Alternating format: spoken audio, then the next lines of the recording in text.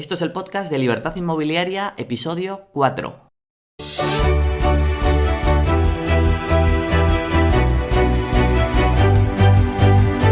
Muy buenas, soy Carlos Galán, autor del libro Independízate de Papá Estado y quiero darte la bienvenida a un nuevo episodio de Libertad Inmobiliaria, un podcast para aquellas personas que buscamos crear nuestra propia libertad financiera a través de las inversiones inmobiliarias. En este podcast escucharás experiencias, consejos y sobre todo la motivación necesaria para empezar tu propio camino en el juego inmobiliario, generar rentas pasivas y construir así una vida más libre. En este episodio tengo como invitado a Miguel Arribas, que además de invertir en inmuebles se dedica al asesoramiento fiscal inmobiliario. En la entrevista cubrimos prácticamente todo lo que necesitas saber sobre fiscalidad a la hora de declarar tus alquileres. Tanto qué gastos podemos deducirnos, cómo funciona la reducción del 60%, los cambios en la declaración de la renta de 2019, cómo declarar ciertos gastos o en qué casos conviene montar una sociedad. Si tienes dudas sobre cualquier aspecto fiscal de tus alquileres, te recomiendo que escuches la entrevista porque es una hora llena de conocimiento. Antes de nada y como siempre, un pequeño recordatorio. En este podcast hablamos de inversión y como sabes, toda inversión conlleva riesgo de perder dinero. Recuerda siempre que la responsabilidad de manejar tu dinero es solo tuya. Así que sin más rollo, te dejo ya con Miguel. Bienvenido al podcast, Miguel. ¿Qué tal, Carlos? Encantado de estar aquí contigo. Muchas gracias. Genial. Pues mira, Miguel, lo primero que quiero hacer es explicar a la gente cómo nos conocimos. La verdad es que no nos conocemos desde hace mucho, desde 2018 más o menos, si no recuerdo mal, porque un agente inmobiliario, Carlos, al que los dos le hemos comprado algún piso, pues nos puso en contacto. Y la verdad es que somos de la misma quinta y hemos conectado bastante bien. Yo personalmente llevaba tiempo buscando a un gestor o asesor fiscal inmobiliario con el que pudiera entenderme bien y al que poder preguntarle las dudas y que me respondiera y explicara claramente. Y sobre todo lo que me gusta de ti es que tú también inviertes en pisos para alquilar y eso hace que sepas por experiencia cómo funciona en la práctica la declaración de estos alquileres. Pues así es, Carlos. La verdad es que de esa forma tengo un poco la visión del asesor, pero por otra parte la visión del inversor, que hay muchas veces que es importante estar en la piel de las dos personas para saber bien. Totalmente, sí, yo estaba un poco, un poco harto de hablar con asesores que les planteaba dudas que sabía yo más que ellos de ese aspecto. Entonces, la verdad es que fue un placer encontrarte a ti. Lo primero Miguel, que suelo hacer al principio de las entrevistas es unas preguntas, una batería de preguntas rápidas para responder nada, en 2, 3 palabras, pero para situar al oyente, que como no nos puede ver la cara, así se hace una mejor idea de quién eres tú, ¿vale? Así que, ¿preparado? Venga, adelante. Muy bien. ¿En qué década naciste? En la década de los 90, Genial. ¿Dónde has vivido casi toda tu vida? pues he vivido durante toda mi vida en Zaragoza, mi lugar de nacimiento, ¿A qué te dedicas? a la asesoría fiscal. ¿Cuál es el último libro que te has leído? El último libro que me he leído, terminé el otro día, Ten peor coche que tu vecino. Muy bien. Buen título. Yo no lo he leído, pero hablan bien. ¿A qué persona real o imaginaria, histórica o contemporánea admiras? Así ahora a la cabeza me gusta mucho Rafa Nadal, la valentía que tiene, la humildad, lo que transmite en el deporte, los valores. Genial. Yo es la persona que respondería si me hacen esta pregunta. De hecho, tengo un cuadro con su foto en mi salón. Una cualidad y un defecto tuyos. Una cualidad, soy muy persistente. ¿Y un defecto? Y un defecto, a veces soy un poquito desordenado, a veces, Muy en bien. casa sobre todo. Genial. ¿Qué superpoder tendrías? Yo creo que volar, me encantaría. Sí, es un superpoder que contestan muchos invitados. La verdad es que esa sensación tiene que ser muy chula. De hecho, te recomiendo que pruebes, si no lo has hecho, tanto el vuelo en parapente como esta gravedad cero que hacen bueno, en Zaragoza, en Puerto Venecia, y bueno, en Madrid Sí. también hay bastantes centros comerciales donde tienen un túnel de estos de viento y es muy chulo si no lo has hecho. Ambas cosas son de las que tengo en la lista de ir tachando de tengo que hacer. Pues a mí me encantaron las dos, así que te animo a ello. ¿Cómo tienes el maletero del coche? Pues con el resto del coche, impecable. Lo cuido mucho. Muy bien. ¿Cuál es tu refrán o tu frase favorita? Mi frase favorita y una que me gusta mucho, el único error absoluto es no haberlo intentado. Muy bien, muy buena. Y última pregunta, Miguel. ¿Qué diría de ti tu mejor amigo? Pues buena pregunta. ¿Qué diría de ti tu mejor amigo? Pues la verdad es que no lo sé. Carlos, buena pregunta, no lo sé. No pasa nada, no hay... Probablemente que le tengo que llamar más a menudo. Genial. Pues nada, en cuanto acabemos la entrevista lo llamas. Bueno, Miguel, pues como te decía, la idea de esta entrevista es que resolvamos las 20 dudas más frecuentes que tiene la gente a la hora de declarar sus alquileres en la declaración de la renta que se hace en mayo, junio de cada año. Entonces, la primera pregunta es, ¿qué gastos puedo deducirme de mis alquileres? Vale, puedes incluir en tu declaración como gastos deducibles aquellos que utilices directamente para obtener los ingresos del alquiler. Es decir, como ejemplo, los gastos de comunidad, el IBI, el seguro, si lo has financiado con una hipoteca, los intereses y si realizas alguna mejora o sustituyes algún electrodoméstico, también es deducible. Perfecto. Cuando hablas de los intereses, ¿puedes explicar un poco más? Porque hay gente que se confunde bueno, la cuota hipotecaria no ¿Sí? son los intereses. Entonces, no sé si No. puedes explicar un poco qué parte de la cuota hipotecaria nos podemos deducir y dónde encontramos esa cifra. Cuando nosotros pedimos una hipoteca al banco, lo que hace es prestarnos un dinero a cambio de que le devolvamos un plus. Ese plus son los intereses. Entonces, cuando nosotros periódicamente, todos los meses, generalmente devolvemos la cuota del préstamo, el importe que nos quitan de la cuenta bancaria corresponde, por una parte, al principal, es decir, a la devolución del dinero que nos han prestado, y por otra parte, a la remuneración de ese dinero, que son los intereses. Entonces, lo que nosotros podemos computar como gasto en la declaración de la renta es ese pequeño porcentaje que son los intereses. Es una duda muy común también entre los clientes nuestros, nos la consultan mucho y la verdad es que no tiene tampoco mucha incidencia porque en general los tipos de interés de los hipotecarios no son muy altos y no afecta mucho, pero es verdad que no deja de ser un gasto. Genial. Y bueno, por complementar también tu respuesta, generalmente esos intereses vienen incluidos en el borrador de la declaración. Te dicen, oye, de esta hipoteca ha generado en el año pasado tantos intereses que te puedes deducir, ¿correcto? Correcto. En los datos fiscales de renta, lo que hace Hacienda es cruzar los datos que le dan los bancos y en el que le informan entre otros, de los préstamos hipotecarios vinculados a inmuebles de nuestra propiedad. Por una parte, para los que tienen la antigua bonificación o deducción de la deducción por hipoteca de vivienda habitual y por otra, para los de los intereses en los alquileres. Genial. Sí, pues, explica un poco esa deducción que había de vivienda habitual, que era, me parece que te podías deducir el 15% de las cuotas, ¿no? Operaba hasta 2013 y era una bonificación en la que Hacienda quería primar o premiar a aquel que había estado haciendo una inversión en adquirir su vivienda habitual. La bonificación se correspondía con el 15% de lo que nosotros pagábamos anualmente en concepto de préstamo. En este caso era el 15% sobre el total, es decir, sobre lo que hubiéramos pagado a lo largo de todo el año tanto de intereses como de principal, el 15% nos lo bonificaban. Es decir, que si tu declaración, si no hubieras tenido vivienda habitual y la hipoteca, te hubiera salido a pagar 1.000 euros, de esos 1.000 euros le podíamos restar el 15% de lo que habíamos pagado en la hipoteca ese año, siempre con el límite de 9.040 euros anuales. Genial. Perfecto, pues queda claro.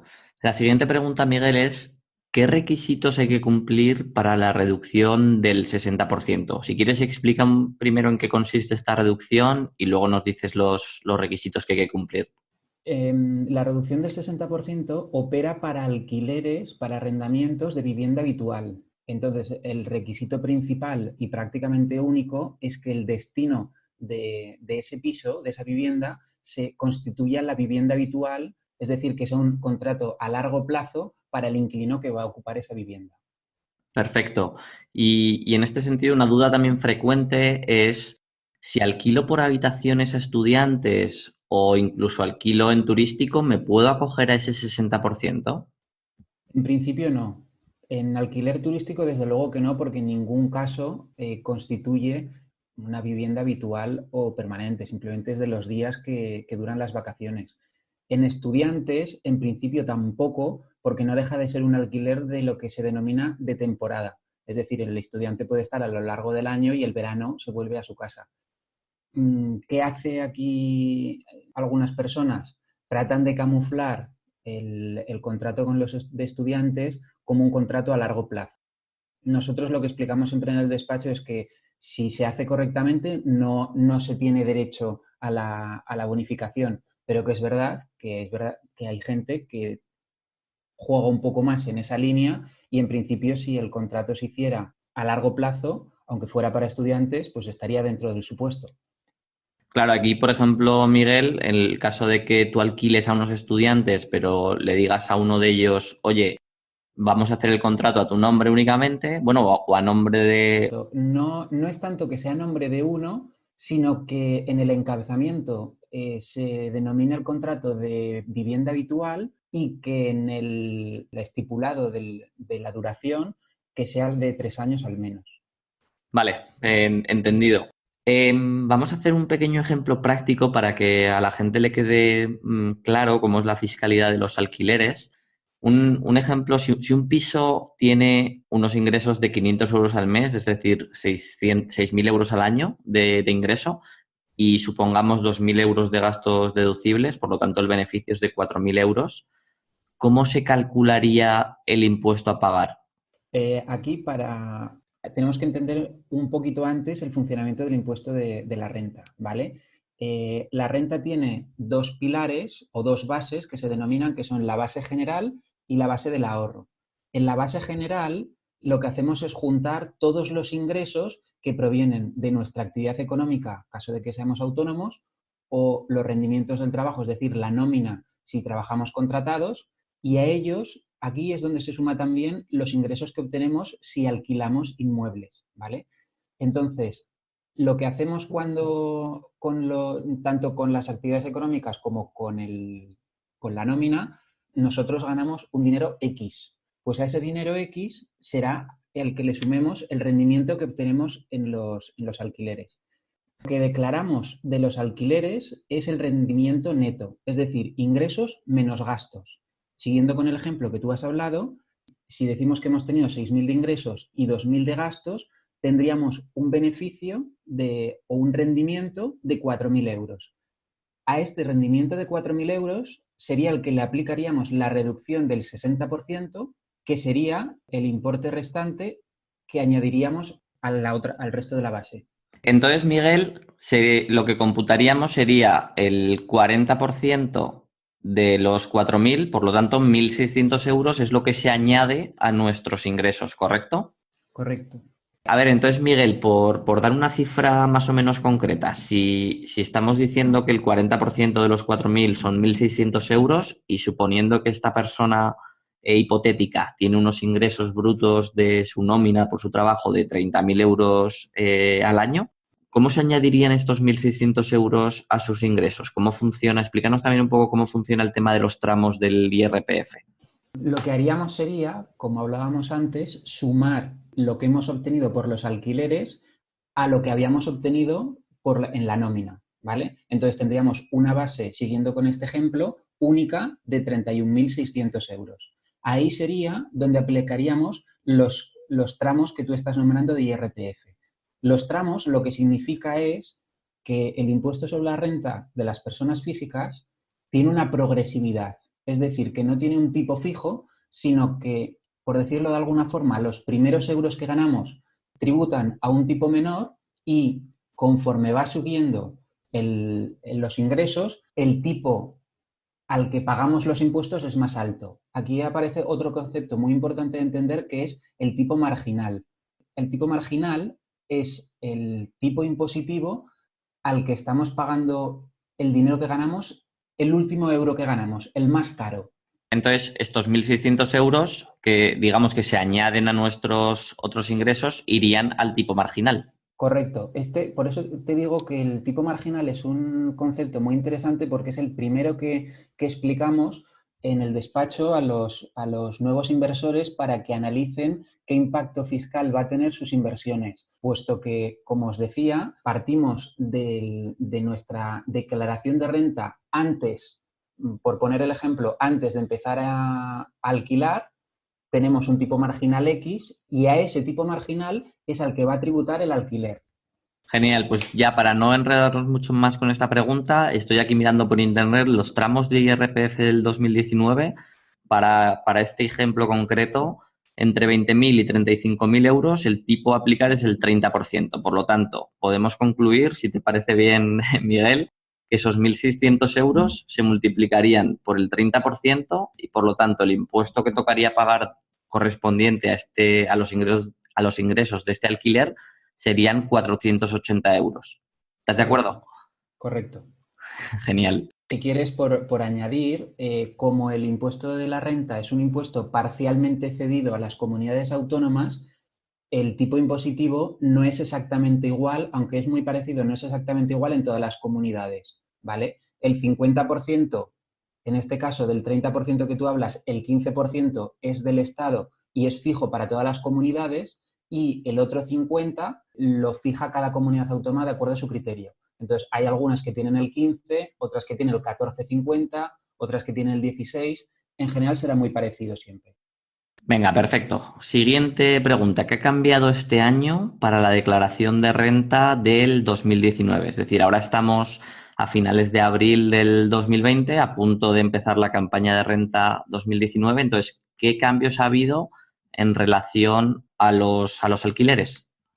Correcto. Ahora estamos de lleno en la campaña de renta que empezó el 1 de abril y si no se prorroga por la situación de estado de alarma en el que estamos, pues durará hasta el 30 de junio.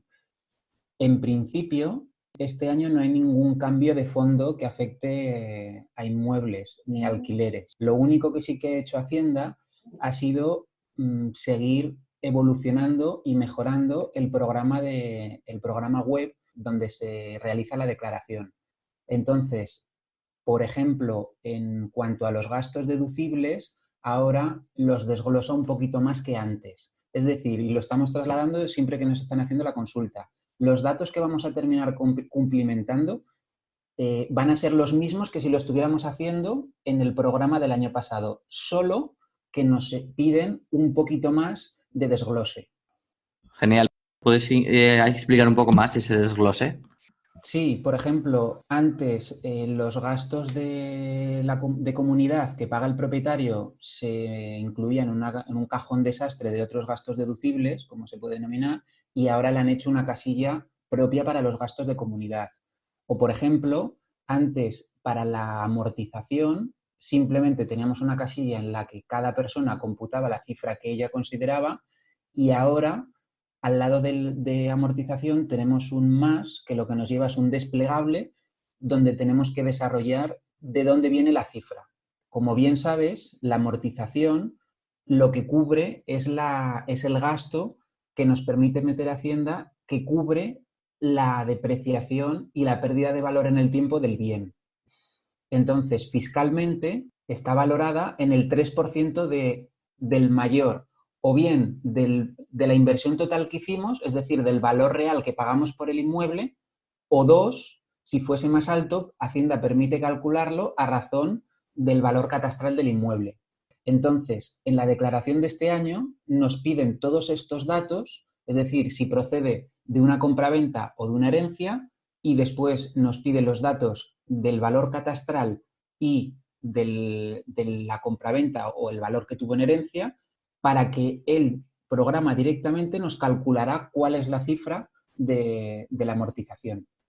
Genial. Ahora hablamos un poco más en detalle de la amortización y por concluir un poco las novedades, yo también he detectado dos más. Una es que nos permite incluir los NIFs, los NIFs de las facturas que hemos tenido, ya sea por reparaciones o también por mejoras, y separa muy claramente también cuando son reparaciones de cuando son mejoras, porque tiene un tratamiento fiscal diferente, ahora lo comentaremos también.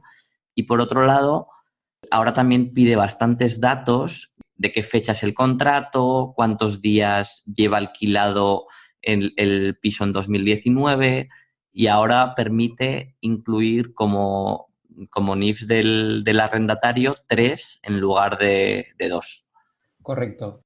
Todas estas novedades que tú acabas de comentar, como os decía antes, no suponen una novedad en cuanto al fondo, sino en cuanto a la forma de cumplimentarlo. Al final, lo que está haciendo aquí Hacienda es desarrollar su sistema informático para que le ofrezcamos más información que ellos cruzarán posteriormente para evitar fraude. Por ejemplo, el tema de las reparaciones, al computar el NIF, le estamos ofreciendo información a Hacienda de otro contribuyente que dice que nos han hecho una reforma. Al final, como te digo, Carlos, lo que busca Hacienda obligándonos a dar más información es tener precisamente ese cruce de datos para tener más conocimiento de lo que hacen los contribuyentes. Eso es, me comentabas también esta semana que, bueno, de momento el computar estos NIFs no es obligatorio, pero Hacienda tiene un poco la costumbre de inicialmente el primero, los 2 primeros años, darlo como opcional, y cuando la gente ya se está acostumbrando a introducir esos datos, lo incluye como campo obligatorio. Correcto. Es generalmente la forma que tiene Hacienda de ir introduciendo cambios para que no sea tan choque a las personas que cumplimenten la renta. Es decir, el primer año te permite no cumplimentarla completamente al detalle, pero yo estoy seguro que en los próximos años seguro que se va implementando que todo, si no rellenamos absolutamente todas las casillas, no nos permite avanzar. Genial. Volviendo un poco al tema de la amortización, que yo creo que es un gasto, de hecho, que hay muchos contribuyentes que no consignaban como un gasto a deducirse, porque como no es algo que figuraba en su extracto bancario, pues no, no lo consideraban como gasto.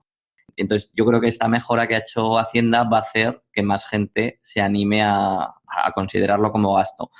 Explicabas antes un poco cómo era el cálculo, pero quiero profundizar un poco en esto y que nos Vale, expliques que lo que se amortiza es la construcción, que es un dato muy importante, que no se correcto. amortiza todo lo que nos hemos gastado en la vivienda.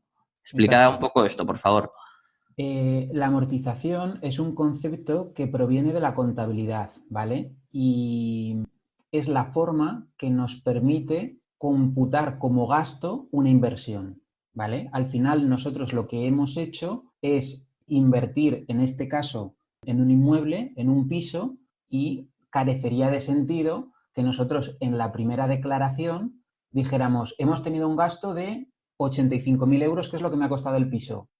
Carecería de sentido. Entonces, lo que hace es, a razón del 3% anual, es decir, durante 33 años, iremos computando poco a poco el valor de la inversión. Como bien decías, Hacienda nos distingue en bienes inmuebles, nos separa el valor de la construcción de lo que es el valor del suelo, y solo nos permite amortizar la construcción. Tiene cierto sentido también que al final lo que es suelo no se permite amortizar. Entonces, respecto de la diferenciación del valor de la construcción y del valor del terreno, podemos obtener ese dato en nuestro recibo del IBI, donde nos diferencian el valor catastral de la construcción del valor catastral de los terrenos, ¿vale? Sí, está claro. De todas formas, eso, que este año ya el programa lo calcula automáticamente metiéndole los datos, así que es todo más simple.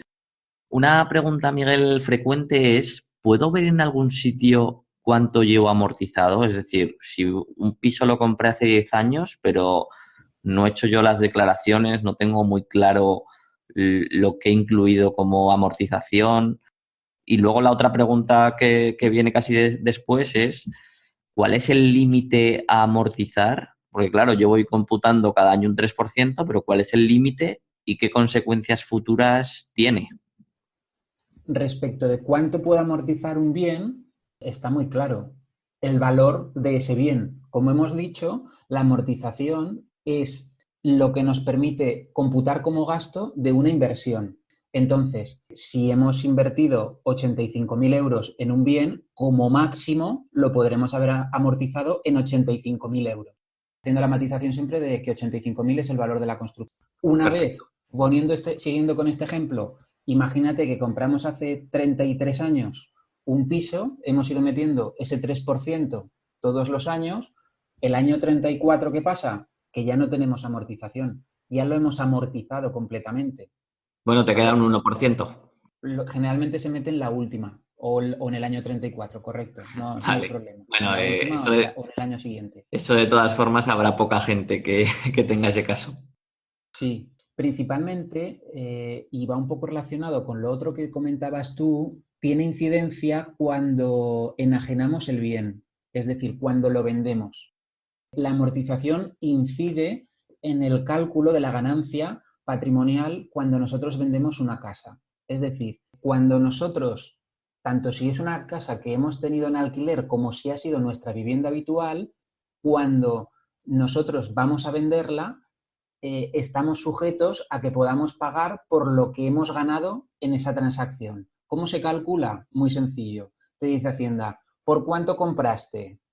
Al por cuánto le compraste te permite añadir o sumar los gastos que incurriste, es decir, el notario, el registro, transmisiones patrimoniales, y eso te da una cifra de cuánto invertí en el piso. Y esa cifra la comparas en por cuánto lo he vendido. Y el diferencial, si es positivo, es lo que Hacienda denomina ganancia patrimonial. En esta circunstancia es donde, si lo hemos amortizado, la amortización, o sea, se restará del valor de la compra, de la adquisición.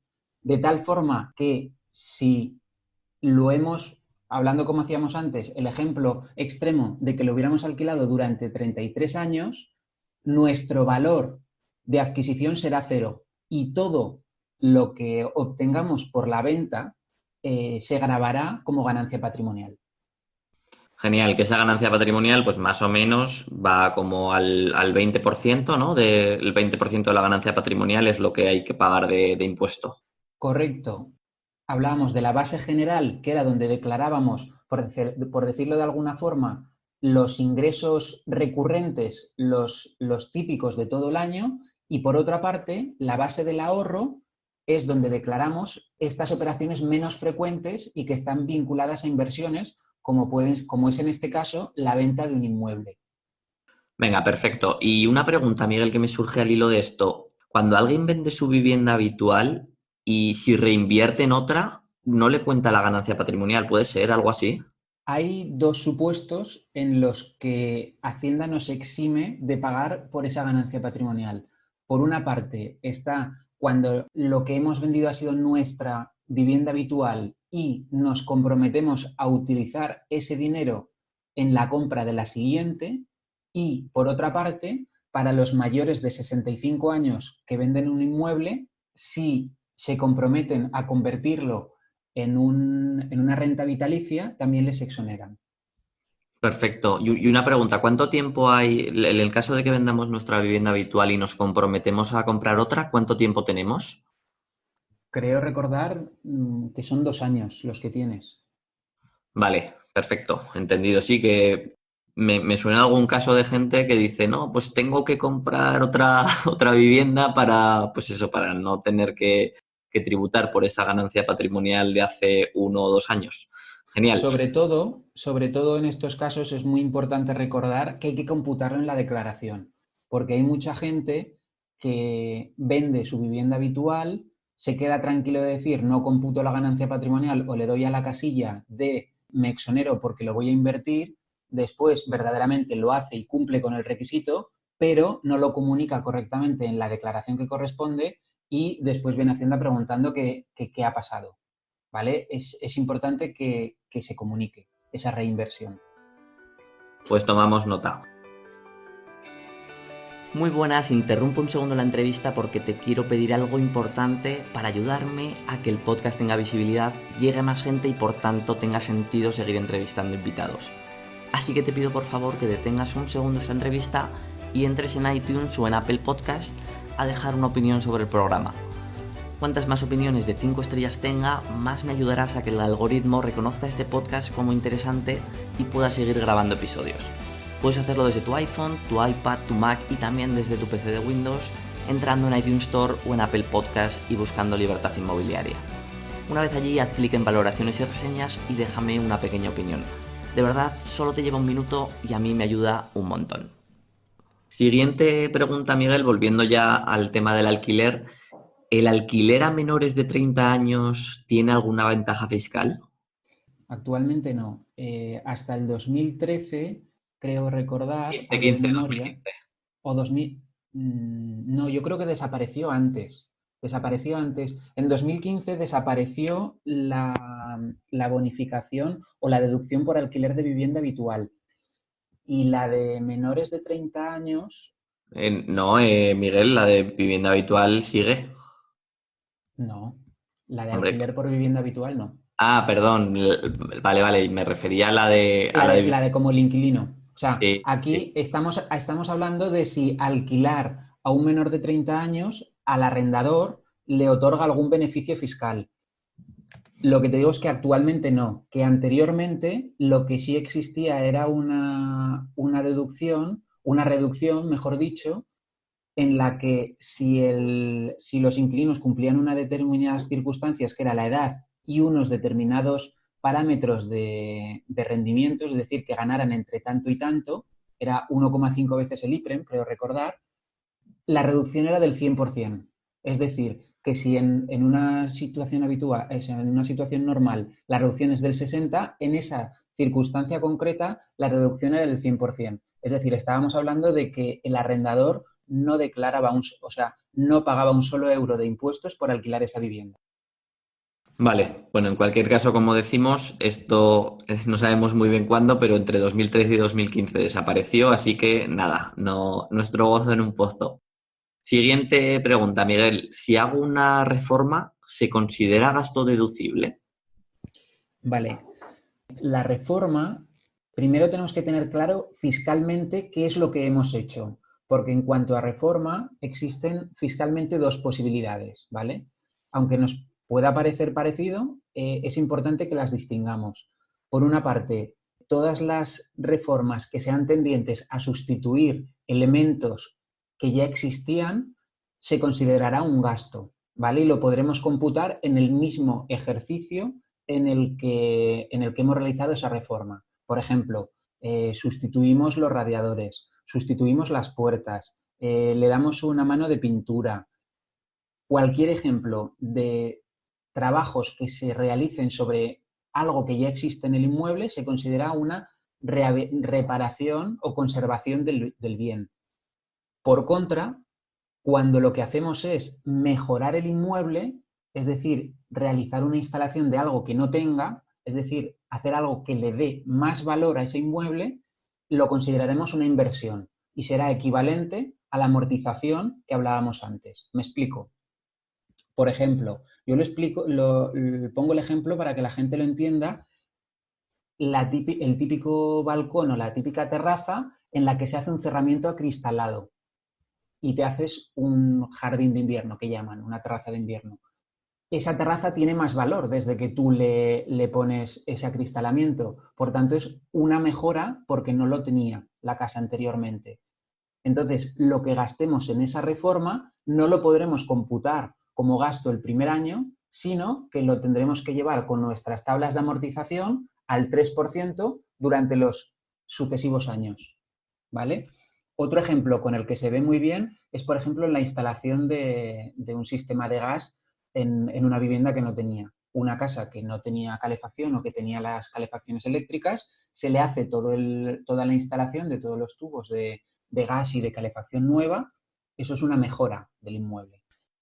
Perfecto, Miguel. Y simplemente por dejar claro, cuando se considera una reparación, cuando hay una reparación, sí que es gasto totalmente deducible Sí, el primer año. correcto, como te decía, cuando la reforma tenga consideración de reparación, se podrá computar en el mismo año en el que la realicemos. Ya sabéis que si la inversión, si la reforma tiene un valor más alto de lo que hemos obtenido por los alquileres en ese año, nos guardan ese diferencial hasta 4 años para ir computándolo en las sucesivas declaraciones. Genial, Miguel. Siguiente pregunta. ¿Un cambio de electrodomésticos se puede incluir como reparación? Y en caso contrario, ¿cómo se amortizaría? Los electrodomésticos son mobiliario. Al final, los electrodomésticos se consideran bienes dentro del bien inmueble. Entonces, tienen una forma específica para ellos de computarse, que es una amortización, como hablábamos antes con la parte de la construcción, pero en menos tiempo. Como entendemos que un electrodoméstico no dura tanto, en vez de amortizarlo al 3%, lo que haremos será amortizarlo a un ritmo del 10%. Perfecto. Y una pregunta al hilo de esto, Miguel. Si en una reforma me hacen varios trabajos y me ponen unos electrodomésticos y además me hacen una reforma, ¿me deberían hacer dos facturas separadas? Más que fueran dos facturas separadas, es buen detalle, esto es importante, se me estaba olvidando comentarlo. Más que sean dos facturas separadas, puede ser solo una, pero tiene que estar muy bien desglosado los trabajos que se realizan y separado por bases diferentes. Es decir, si en una factura se están facturando o computando trabajos de mejora del inmueble y trabajos de rehabilitación, tienen que estar separados y que se vea claramente lo que se ha gastado en cada cosa, para que tú con esas bases puedas computarlo correctamente en la declaración de renta y si tuvieras una posible revisión o inspección, pudieras acreditarlo correctamente enseñando esa factura. Genial. Y un poco también al hilo de todo lo que estamos hablando, ¿tú cómo recomiendas llevar un registro de los gastos durante el año para que luego la declaración de los alquileres sea algo fácil y que no cause estrés? Yo la verdad, personalmente, estuve estresado un montón de años hasta que he conseguido un sistema para pues eso, ir categorizando los gastos. Quiero que des tu opinión y ahora también la complementaré yo de todas formas. Bueno, al final lo que digo siempre, lo que se trata es de tener todos los datos ordenados para saber lo que hemos computado en cada momento y qué soporte tiene la cifra que estamos colocando en la casilla de la declaración. Yo personalmente lo que tengo y lo que recomiendo siempre a los clientes es llevar una tabla Excel sobre cada elemento amortizado, de tal forma que tengas claro en qué momento se compró, qué importe has computado cada año y cuántos años te quedan. Genial. Eso en cuanto a los elementos amortizables, pero en cuanto a, por ejemplo, el seguro, la comunidad, los ingresos, todos los gastos deducibles durante el ejercicio, ¿esto tú cómo recomiendas llevar el registro? Yo lo que recomiendo es guardar, o sea, recomiendo no, es obligatorio guardar todos los justificantes que dan soporte a las cifras que colocamos en la declaración. Entonces vuelvo a lo mismo, cada uno puede tener una forma mejor o peor de organizarse y es válido tanto el conservarlas en papel y la típica carpeta en la que tú te anotas declaración de renta 2019 y ahí te guardas las facturas que has hecho este año, como por ejemplo yo lo que hago es cuando las tengo todas juntas, realizo la declaración y me las guardo en una carpeta digital, digitalizadas todas. Genial. Yo, por complementar un poco lo que dices tú, yo lo que hago, yo tengo una hoja Excel donde a final de cada mes vuelco todos los extractos bancarios de las diferentes cuentas que tengo y voy categorizando cada movimiento. De hecho, lo hago con mis gastos personales para tenerlos categorizados, pues oye, tanto me he gastado en comida, tanto me he gastado en ocio, tanto me he gastado, en fin, lo tengo categorizado. Y para las inversiones lo mismo. Tengo categorizado, pues, oye, esto es un ingreso o un gasto del piso de la calle tal, y ya al mismo tiempo que digo para qué piso es, le asigno la categoría. Pues esto es gasto de comunidad, o esto es gasto de reparación, o estos son, pues lo que sea, el seguro asociado a este inmueble. O esto es el ingreso, cuando me ingresan el alquiler, esto es el ingreso de este inmueble.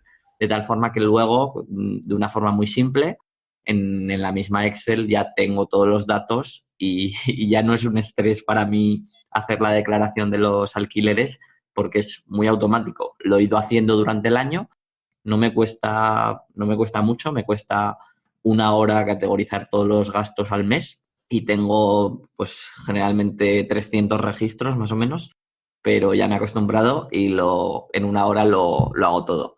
Así que nada, dejo ahí también esa recomendación por si alguien la quiere usar. Desde luego, cuantos más inmuebles estemos gestionando, más nos obligamos a ser ordenados, porque si no, desde luego que después es un absoluto lío. Además, yo otra cosa que trato de trasladar siempre para generar cultura de análisis es que no solo es interesante el tratar bien los datos y el tenerlos ordenados para computar después tu declaración de renta de forma correcta, sino porque al final es información. Si tú la tienes ordenada, después periódicamente puedes revisar el histórico de lo que he gastado en reparaciones en un piso, o por qué me generaba más gasto este piso cuando estabas inquilino, o puedes analizar un poco al final tus inversiones. Totalmente, muy, muy interesante, Miguel. Siguiente pregunta es, si no he tenido alquilado el piso todo el año, ¿puedo deducir gastos de los meses en que no ha estado alquilado? En principio no. Digo en principio, la forma tradicional de declarar los arrendamientos es como que para nosotros es una inversión. Eso Hacienda lo llama, como estábamos hablando todo el rato, rendimientos del capital inmobiliario. Entonces, en los rendimientos del capital inmobiliario solo nos permiten computar gastos, que los hemos recopilado antes un poco, los gastos que había, por los periodos en los que el piso genera rendimientos, genera alquiler, es decir, está alquilado. Entonces, una duda que también es común, nos preguntan, bueno, y yo el IBI lo pago una vez al año, entonces, ¿qué depende de que me lo pasen el recibo por la cuenta cuando lo tengo alquilado o cuando no? No, es más sencillo que eso. Es decir, ¿cuánto tiempo he tenido el piso alquilado? Pues le aplico esa parcialidad o esa temporalidad al gasto. Y es para todos los que tienen concepto anual, como puede ser el seguro o como puede ser el IBI. Totalmente, muy bien, muy, muy interesante, Miguel. Siguiente pregunta es, si no me han pagado algunos meses, porque el inquilino no nos ha pagado, no lo declaro como ingreso, ¿no? Lo siento, Carlos, pero no. Lo debes computar, ¿vale? En el momento que el contrato está vigente, te paguen o no te paguen, tú estás obligado a declarar esos ingresos, porque el ingreso se devenga en el mismo momento en el que el piso está alquilado. El cobro es otra cosa. Entonces, lo que nos ofrece Hacienda para la situación de impagados es que si ese impago está reclamado judicialmente, tenemos una casilla entre los gastos que se denomina saldos de dudoso cobro. Es decir, como no los he cobrado y es posible que no los cobre porque puede que no sea insolvente el inquilino que tenía o que sigo teniendo, los meses que no me haya pagado los puedo computar ahí, pero siguen teniendo que aparecer en la parte de arriba, en los ingresos. Vale, entendido, Miguel. Genial. Y una pregunta, ¿cómo cambiaría la fiscalidad si tuviéramos una sociedad? Una sociedad normal, ¿eh? Luego entraremos un poco en detalle de las sociedades especiales, etcétera. ¿Y en qué casos tendría sentido alquilar vía sociedad? Sociedad, insisto, normal. La sociedad nos aporta diferentes variantes, ¿vale? O sea, es diferente que hacerlo como persona física. En primer lugar, al ser persona jurídica, es decir, al ser una sociedad, no está sujeto a declaración de IRPF, sino que el equivalente es el impuesto de sociedades, ¿vale? En el que en vez de tener los tramos que hablábamos antes en IRPF, tenemos un tramo único que es el 25%. Fiscalmente esa es la principal diferencia. Además, como es un impuesto diferente, desaparece la reducción esa tan interesante que hablábamos antes del 60%. ¿En qué casos puede interesar? Esto ya es una pregunta muy ambigua, ¿vale? Es muy, muy amplia. Principalmente lo que nos da la sociedad es una separación del patrimonio personal del patrimonio de la sociedad. Entonces, el articular sociedades puede ser, más allá de lo que es fiscalmente, más protección sobre el patrimonio en determinadas circunstancias en las que la persona soporta riesgo por ser autónomo con una actividad de un riesgo alto. Ya te digo, el tema de las sociedades requiere de un análisis en profundidad e individualizado. Genial. Yo, Miguel, se me ocurre algún motivo económico, más allá de la filosofía de la sociedad, de lo que dices tú, de la separación del riesgo. Por ejemplo, en alquileres en los que no tenemos derecho a la reducción del 60%, alquiler turístico, alquiler de locales, alquiler de garajes, alquiler de trasteros. Ahí, si la persona tiene un tramo alto de IRPF, si está por encima de los 60.000 euros, que le iría al 45%, pues puede decir, oye, prefiero comprar con una sociedad, me va al 25% y, ostras, me estoy ahorrando un 20%. Eso es un sí, pero en el sentido en que, como tú bien dices, estábamos ahora hablando concretamente de los alquileres de viviendas que tienen la reducción interesante. Todo lo que no sea alquiler de vivienda para uso exclusivo de vivienda habitual, es decir, los locales, las naves industriales, etcétera, será más fácil que sea interesante con la sociedad. Aún así, yo siempre digo, ojo, la cuenta de la sociedad no es la cuenta de los socios o del socio. Es decir, la sociedad paga impuestos al 25%, pero una vez pagado al 25%, ese dinero es de la sociedad, ¿vale? Para que pasara a ser dinero del socio, que al final es lo que acaba interesando a la gente, el decir tengo disponibilidad de ese dinero para gastarlo en lo que yo quiera, hay que sacarlo de la sociedad y principalmente hay dos vías. O como rendimientos del trabajo nos podríamos poner una nómina por gestionar esos alquileres y de esa forma sacaríamos dinero de la sociedad, o dos, con repartos de dividendos, de beneficios que ha obtenido esa sociedad.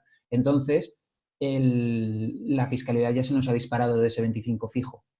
Totalmente, sí, ahí Miguel es importante hacer esa distinción, que hay mucha gente que dice, no, yo es que meto el gasto a la sociedad. Pues a ver, si es un gasto que efectivamente necesita la sociedad para su actividad, de acuerdo, si no realmente lo estás haciendo mal. Claro, por eso te digo que requiere de ver la situación y ver la planificación o la finalidad con lo que hace las cosas la persona para saber si puede entender, o sea, si puede tener cabida la sociedad. Si la visión es que posteriormente con ese dinero se siguieran haciendo inversiones, puede ser una buena vía para no pagar tanto impuesto directo, es decir, para no ir a un tramo del 47%, del 48% de renta, sino que pagar una tributación más baja y reinvertir. En los casos en los que la persona lo que busque sea obtener unas rentas con las que complementar mensualmente su remuneración, no va a ser posible, porque no vas a poder cargar gastos personales a esa sociedad. O si lo haces tendrás problemas con Hacienda, que hay muchos casos de eso. Perfecto, Miguel, pues queda bastante claro. Volviendo un poco a la fiscalidad, si alquilamos como persona física y tenemos la reducción del 60%, etcétera, ¿puedo compensar ganancias que tenga en el alquiler de un piso con pérdidas que tengo de otro alquiler, de otro inmueble? Correcto. Nos permite compensar entre inmuebles. Es decir, vamos a poner un ejemplo para entenderlo. Generalmente el alquiler es algo en lo que siempre vamos a obtener rendimiento, siempre vamos a tener más ingresos que gastos. ¿Cuándo puede darse una circunstancia en la que haya más gastos? El año que hacemos una inversión, una reforma, y esa reforma, tal como lo hemos explicado antes, tenga fiscalmente la consideración de reparación. En ese caso, es posible que los gastos sean superiores a los ingresos, pero por contra tengamos varios, o simplificando el ejemplo, tengamos otro piso en el que ha tenido un ciclo normal, en el que se ha ingresado los 12 meses el alquiler y solo hemos tenido los gastos normales del IBI y la comunidad, y en esa situación Hacienda nos permitirá, siempre con el límite de que en conjunto nunca salga negativo, compensar uno con otro. Me explico. Si en uno lo hemos tenido positivo y en el otro, con el ejemplo hablado, lo hemos tenido negativo, nos permite compensar uno con otro siempre y cuando, como te digo, no nos lleve a un rendimiento en conjunto negativo. Perfecto, y si fuera negativo tenemos 4 años para compensarlo en los... ¿Correcto? Sí, exacto. Si tú haces una reforma en un piso, si solo tienes un piso, computas todo lo que puedas ese año y te lo guarda. Si tú además de ese piso tienes otro con el que, como hemos dicho, seguimos declarando ingresos y los ingresos han sido más elevados que los gastos, te permitirá compensarte la reforma de ese piso con los ingresos o con los beneficios del otro que sí que nos ha seguido generando, y si aún así la inversión hubiera sido superior, seguiremos teniendo los 4 años para computar el gasto. Genial, Miguel. Pues yo creo que hemos cubierto bastante bien el tema de la fiscalidad de los alquileres y quería esperar a la última pregunta para tratar un tema que desde luego daría seguramente para una entrevista única y de hecho si hay interés pues haremos otro episodio para profundizar en el tema. Pero te quiero preguntar qué opinas de la posibilidad de constituir una sociedad con 8 inmuebles para optar a la reducción del 85% en el tipo de sociedades. Esto es algo que está mucho en los medios de comunicación y mucha gente me pregunta por esto. ¿Qué opinas tú? Sí, la verdad es que es algo que llama mucho la atención porque una reducción del 85% en impuestos a la gente nos llama la atención. Yo lo que transmito siempre es que no es tan sencillo. Como te decía antes, todo lo que sea tema de sociedades implica un estudio muy detallado. Como primera medida, o sea, como primera información, te digo que para que puedas tener esa reducción del 85%, no solo tenemos que tener los 8 pisos, que es lo que nos dice la letra grande, sino que en la letra pequeña nos dice que tendremos que tener la consideración de actividad económica. Y dirás, bueno, sí, sí, yo para mí alquilar pisos es una actividad económica.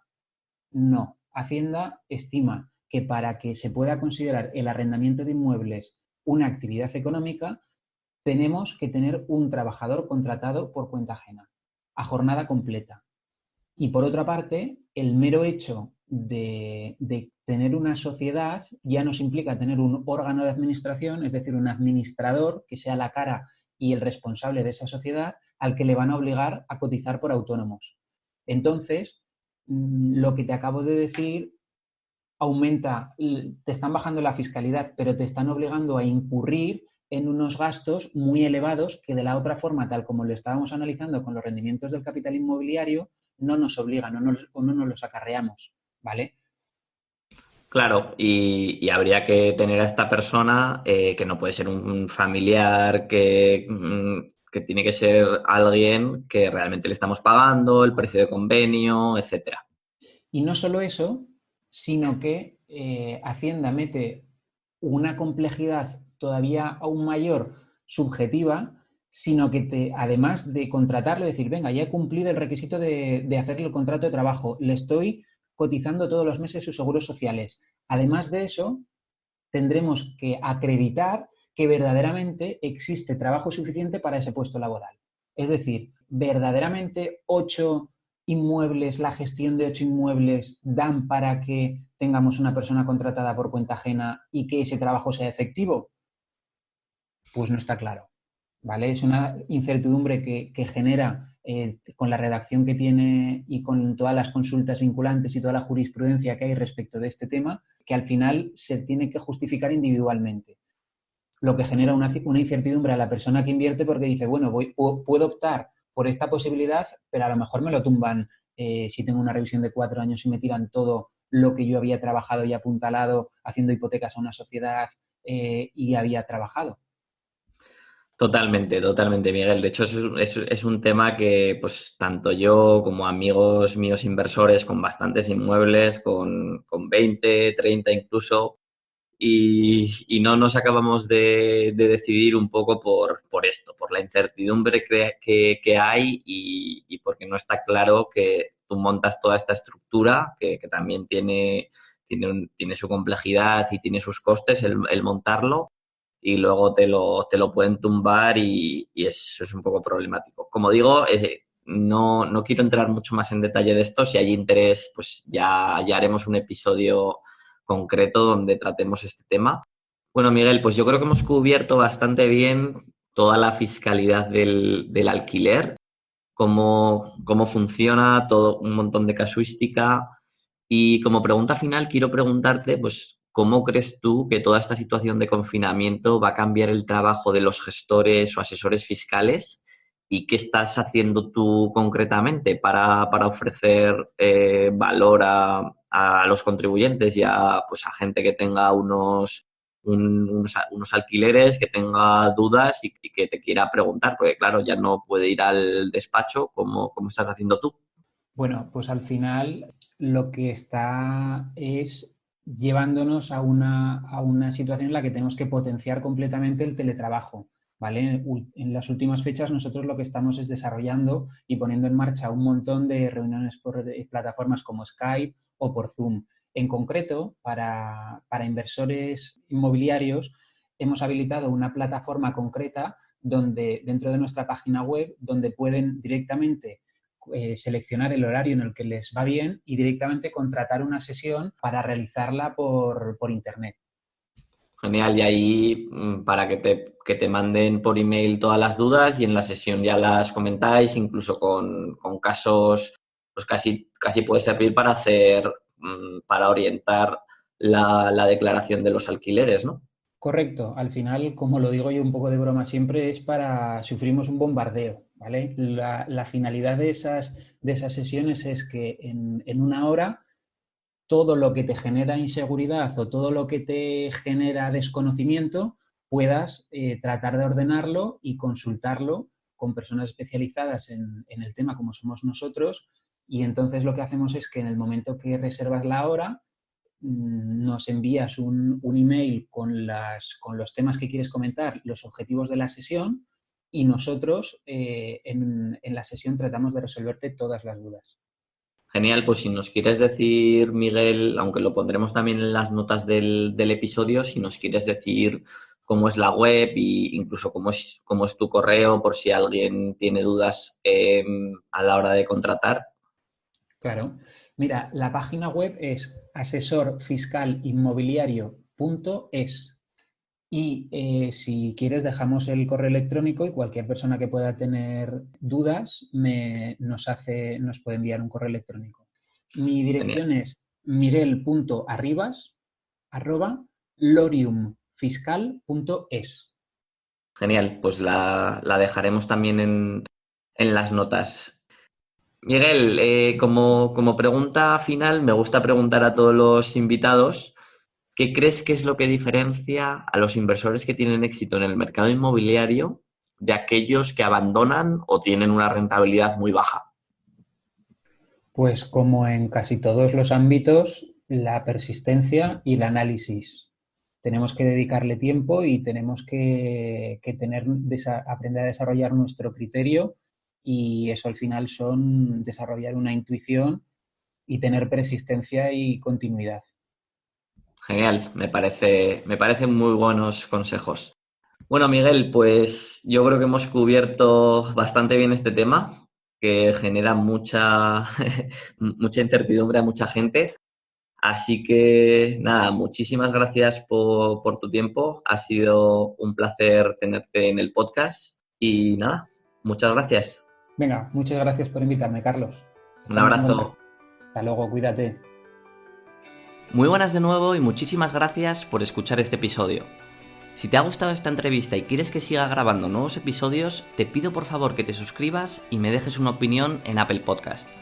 De verdad, es algo importante y es la mejor forma de ayudarme a llegar a más gente, porque el algoritmo de las plataformas tiene muy en cuenta las reseñas. Puedes hacerlo desde tu iPhone o tu iPad entrando en la app Podcast y buscando Libertad Inmobiliaria. Una vez allí, haz clic en valoraciones y reseñas y déjame una pequeña opinión. Cuesta solo 1 minuto y yo te lo agradeceré un montón.